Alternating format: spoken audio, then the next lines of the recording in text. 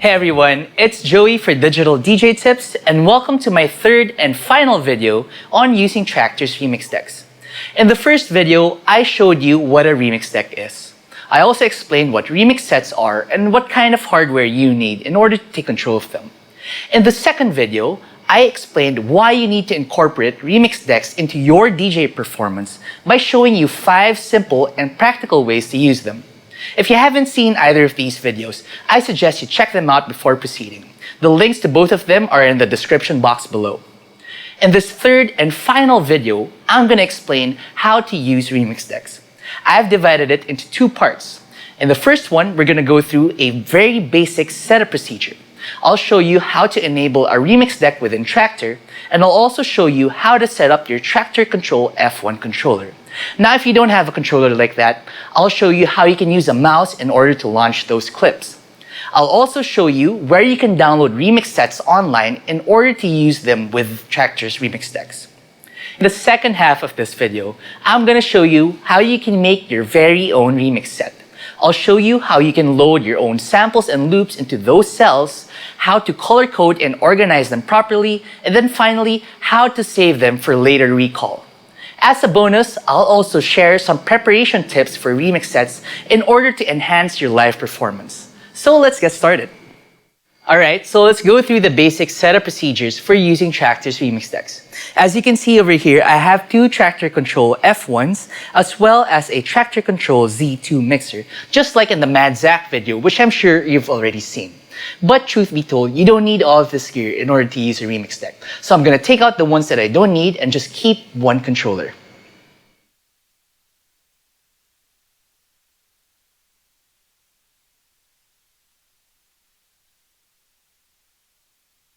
Alright, now we've trimmed down our setup to just one controller. But before we connect it, let me show you how to enable a remix deck within Traktor Pro 2. So all you have to do is to click on the deck name. In this case, it's letter A.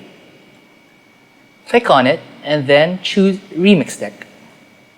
You'll know you've changed from a track deck to a remix deck when you can see 4 columns within it. Okay, now that we've enabled Traktor's remix decks, it's time to connect our Control F1 to our laptop. All you have to do is connect the USB leads here to your laptop's USB port and the other one behind the F1, like so. You'll see it light up, and then you'll see these 4 buttons glow. That means you're controlling Deck A in Traktor's remix decks. So go ahead and press that. Alright, now that we've connected it, it's time to load a remix set. I suggest using any one of the free remix sets that come with Traktor Pro 2. So go ahead and check out the playlist browser here in Traktor Pro 2. Scroll down to this one, Demo Remix Sets, and choose Heartbeat Racing. This would be good. Load it so we're all on the same page. Alright, so as you notice, all of those empty cells get populated with audio. So now let's try launching a clip. Press the one on the upper left here on your Control F1 to get a loop going. You can use your volume fader to adjust the volume, the filter knob to filter the lows and the highs, like so. And you can even stop it by holding the Shift button and the Stop button below the Control F1. Now, like I mentioned, you don't need any hardware to take control of the remix decks. You could just use your mouse. So let's try doing that right now. Go ahead and move your cursor over to the icon beside the cell here on the upper left and click on it. This launches the clip. If you want to stop it, hold the Shift button on your keyboard and click it again. There you have it. That's the basic operation of a remix deck. So go ahead and go crazy by experimenting with different button combinations.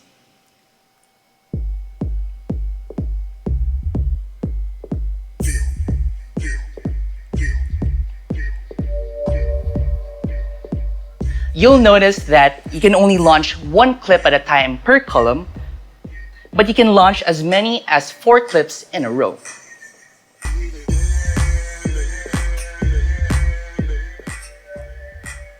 If you're just starting out, I recommend keeping quantization on. Quantization helps you launch clips at the appropriate time. You can turn it on by pressing the quantization button on your F1. Right now it's enabled. Or using your mouse and clicking on it over at the remix decks portion. Here. Right now it's on again. Right now it's set at 4 beats, meaning a clip will launch after every 4 beats have passed. But my preference is keeping it at 1. This gives me the most flexibility while keeping everything in time. Alright, so where can you get remix sets? Well, the best place to get them is over at the Native Instruments website. And you do that by opening your browser and heading over to nativeinstruments.com, as I've done here already. So once you're at the web page, click on Product Search, type in Remix Sets. You'll be brought to the Remix Sets page. You can find the latest remix sets here, which you can buy over at Beatport by clicking on this link, or over at Juno by clicking on the appropriate links as well. But of course, if you want to get some free ones, you can find them at the bottom of the page, over here. And you can download these, and you can get as many as you want. Alright guys, now that I've shown you how to enable remix decks within Traktor, and also how to connect a Traktor Control F1 to your laptop, it's time to show you how to make your very own remix set. Now, the best way to go about doing this is to set aside audio loops, samples, and one-shots that you feel go well together. Now, I've done this ahead of time. They're all in the same tempo, and they also have the same keys. So I know that when they play together, they kind of sound good. So I'll go ahead and drop these samples over to my remix set here. I've got a blank one. Do that right now. Just drag and drop. Got some drums there. Got some top loops. I've got a bass loop here, and let's try out these synths. Okay, so let's go ahead and play them and see how they sound like.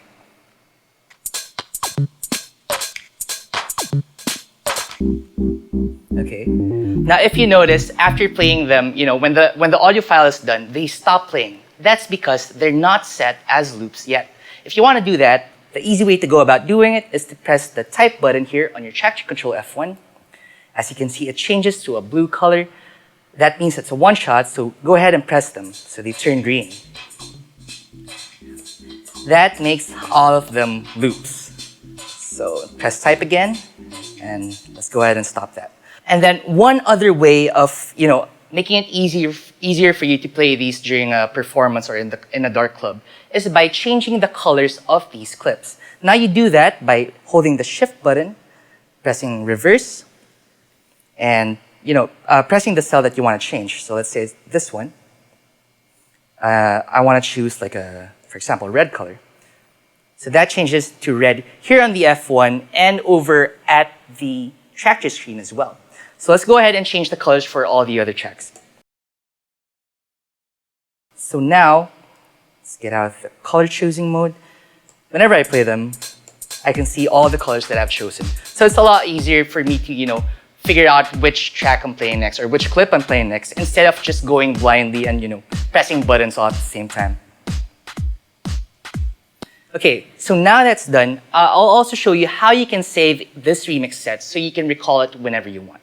All you have to do is take your mouse and press the deck name, left click here, and choose Save Remix Set. Okay, now that I've shown you how to fill up your own remix set with audio files from your hard drive, now it's time to show you how you can record parts of songs into a remix set.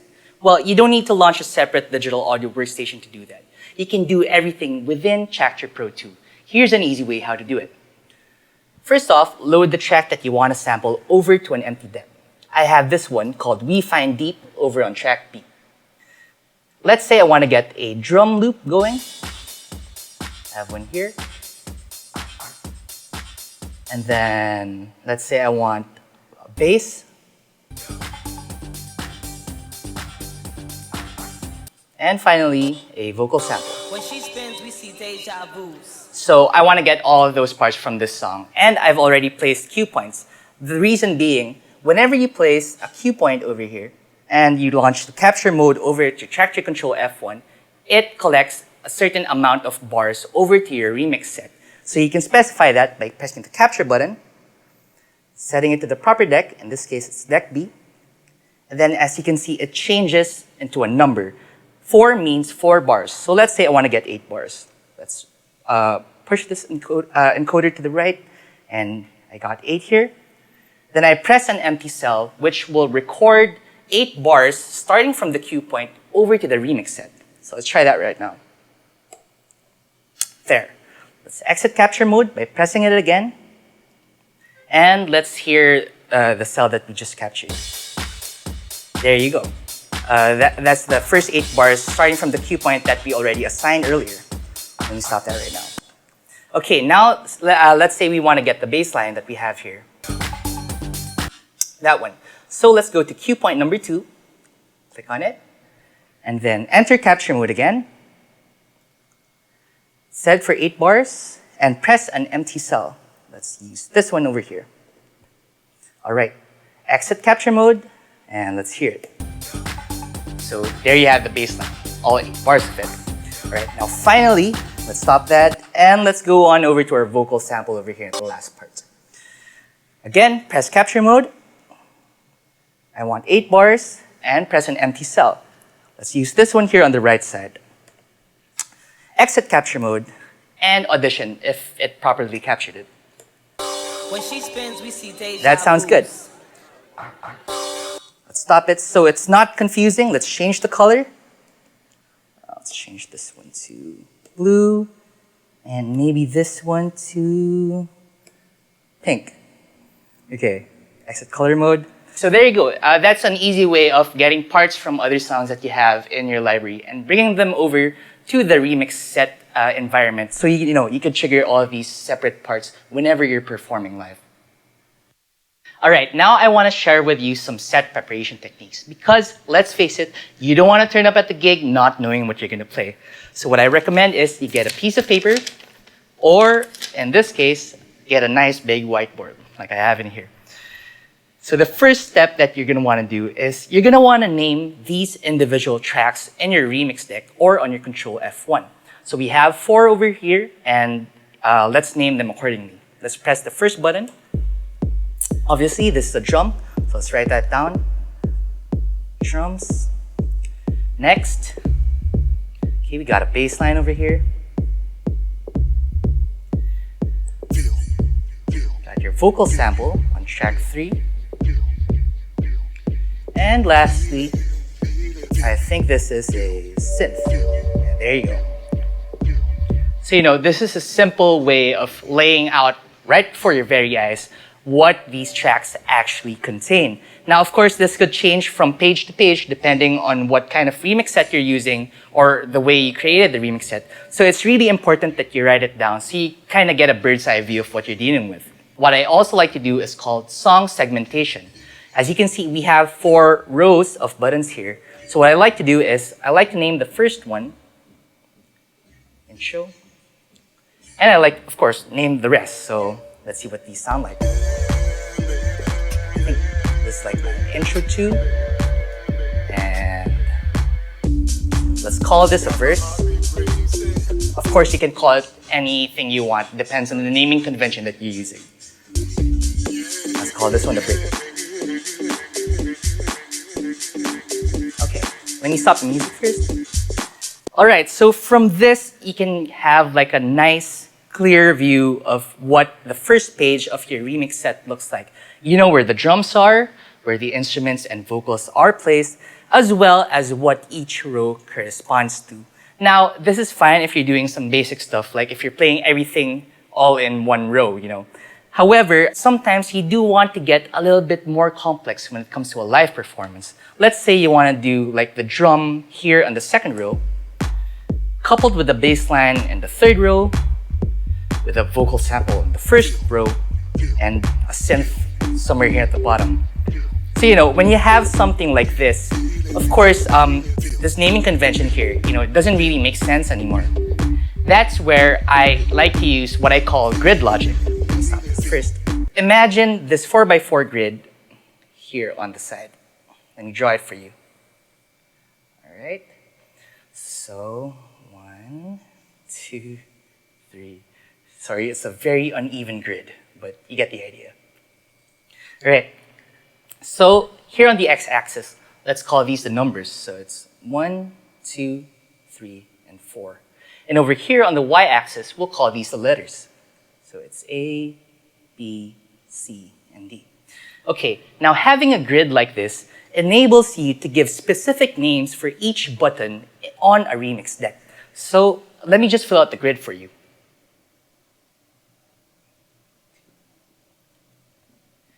So now we have names for each of these buttons. Now, well, why would you want to do that? Again, as in my example earlier, if you want to get different parts from each of these rows, you're going to have to find a way to name them. Here in the intro, let's say you want to start off with just a kick drum. So you press this one. This is called 1A according to the grid. So let's say your first variation here is called 1A. All right. And then as the song progresses, or as your performance progresses, let's say you want to add in other parts of the row. Let's call it the bass line here. So your next variation for the intro would be called 1A and 2A. And then lastly, let's say you want to drop in that synth sample that we have. This is 4A. Let's call it 1A, A, and 4A.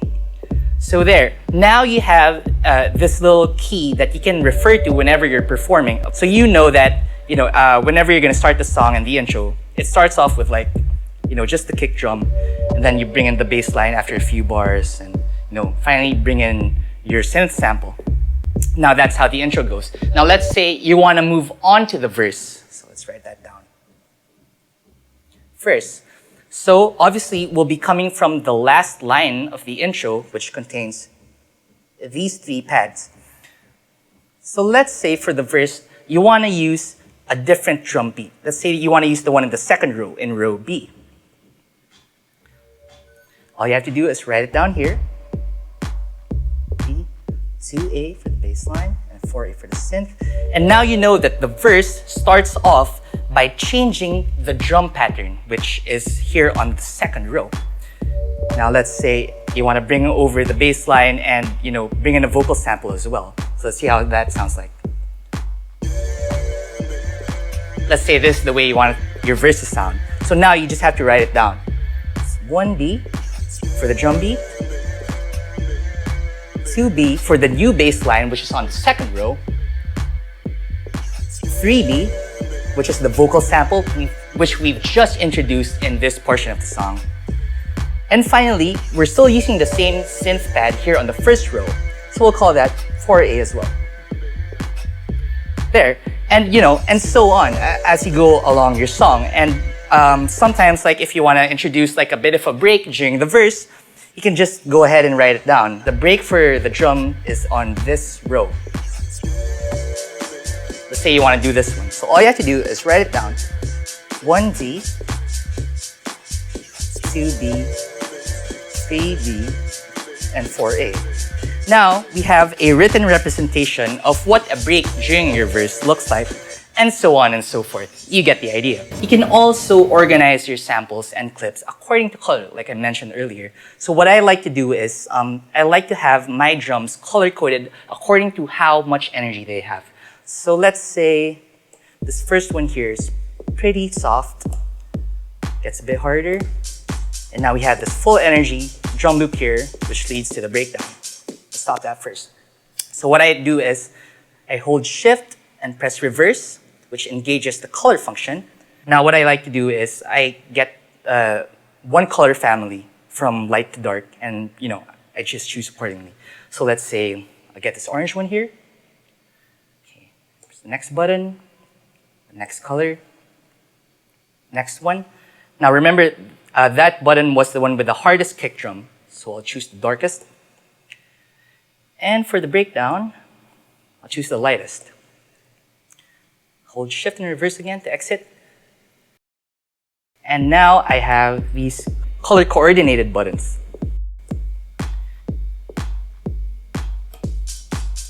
And the colors match the energy and the mood of the drum. Okay, so that concludes our 3-part training series on using Traktor's remix decks.